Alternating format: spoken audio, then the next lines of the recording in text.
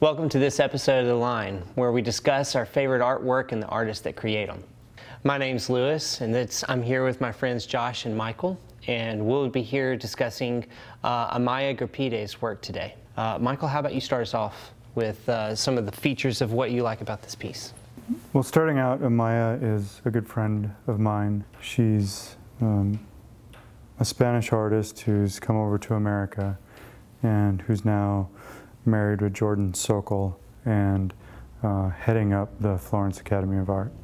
So it's a huge honor, again, to be able to have a work like this and to be able to have it present and talk about it. And one of the things that's really clear in Amaya's drawing technique is the textures that she's experimenting with. That's not common in the Florence Academy, it's not common in Grand Central Academy's work as well, so I think it's interesting. So the title of the piece is called Reverie, which I really like that name. This means sort of like a daydream. The piece really shows sort of a introspect, and so I think she does a really good job of titling it properly to sort of the emotion that you feel with this piece. Yeah, I've been trying to read that specific kind of emotional content. I mean, I definitely can pick up the daydream, but it also kind of, it feels sort of like a somber daydream to me. You know, there's a somber quality. So I don't know, I mean, is it like a longing from the past or what? I mean, you know, the gaze is sort of downcast. But it's not, I mean, it's also, I mean, it's not a thick somber, you know what I mean? There's sort of, it's like there's a nuance to it. But it's definitely something that draws you in. It reminds me a whole lot of an unfinished Da Vinci piece of a woman's head that sort of has that heavy eyelid, and she has really great little dark accents with, I believe it's charcoal that she uses that's really heavy, that creates sort of this extra little line quality right underneath the eyelid that is really nice. But I kind of wonder if she drew some influence from him. So I believe it's a tone paper with charcoal, Conte, white chalk. The technique, I believe she uses a sight-size method. I'm not certain of that, but I think that it's a longer process. You know what I mean? It's something that these drawings she pours a lot into. They're finished, yeah, right. They're finished works of art. It's not a study. It's something that she enjoys doing, and that comes across. That resonates with artists, that it's not academic. There's something about it that's very, you know, it goes beyond just drawing. And she's entering into a comfort zone of hers that's, as you said, a meditative. For me, I'm not a portrait artist, so I can't comment on things of like I know you talk a lot about expressions in figure work and how difficult it is, and it's all about the expression. You know, it's one of those things that's just so subtle. I mean, when I'm drawing or painting, it's something that kind of evolves. I have like a general sense of what I'm going for, and so it's hard to just entirely describe. I mean, it has to just do with the subtlety of things like the corner of the mouth or the brow. You know, tends to carry a lot of emotional weight. I definitely, like, one of the first things that caught my eye with this particular portrait was the brow ridge. It's so tangible, just the way that, you know, that you see the form rolling even underneath the eyebrow hairs, and you see the light kind of catching. And then she has sort of like a deep set eye socket, so it further kind of accentuates that bony structure that's underneath. Stuff I really like about Amaya's work is that she plays a lot with really flat areas of her pieces, and then what areas that are in the light really hold a strong form to them.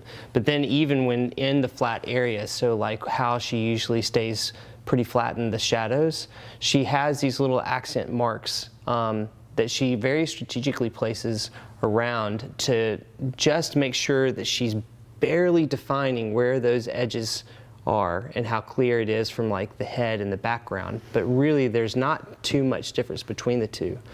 And then the other parts that I really like is the line quality of these highlights and how they're sort of balancing compositionally with the highlights that are happening on the top of the hair. So it really kind of leads your eye, but also creates sort of continuity between what's going on in one part of the piece versus another. She's clearly making decisions on the edges based on that, and also value contrast. You know, the sort of classic light on dark on the right side, the hard edge of the contour of the face, versus the sort of the dark on dark with the shadow. So there's this sort of recession of space and an atmosphere that's kind of created. That's really lovely. And there's like that contrast that with sort of the soft edge of the contour of the nose, the light on light. You know, so there's a bunch of different kind of combinations of those value placements.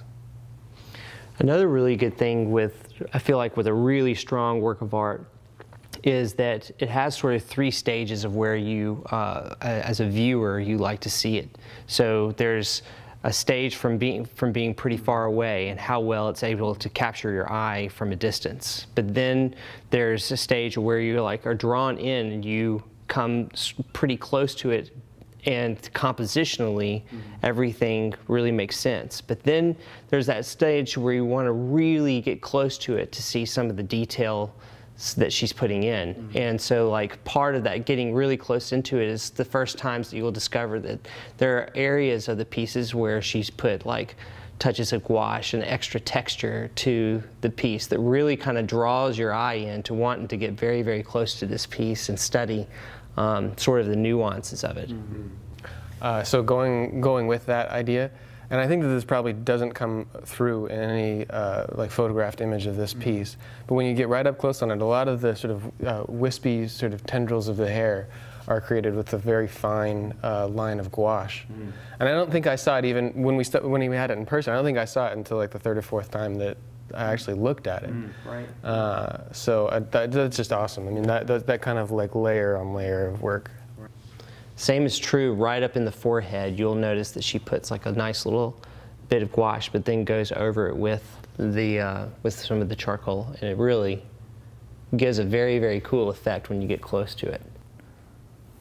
Something else I wanted to comment on was that Amaya has done exceptionally well with her drawings. She has exhibited with Arcadia Gallery and with 11th Street Arts in New York, and garnered pretty high prices, which is difficult for drawings to compete with oil paintings, and she's managed to do that. So this particular piece is $4,500, and I think it's every penny worth it. It's a beautiful drawing, and part of the kind of what we want to do is we want to analyze contemporary artworks, try to think about their value, what they have, what the market has given them, and then think about, okay, what does that mean? What's happening? No, I totally agree with you. I mean, I think it's definitely completely worth it. I think some of our higher ones were like 15,000 or maybe more. I think Arcadia's was 18,000, which is exceptional. So. Thank you for joining us on this episode of The Line. If you enjoyed it, please click subscribe, and we look forward to seeing you again.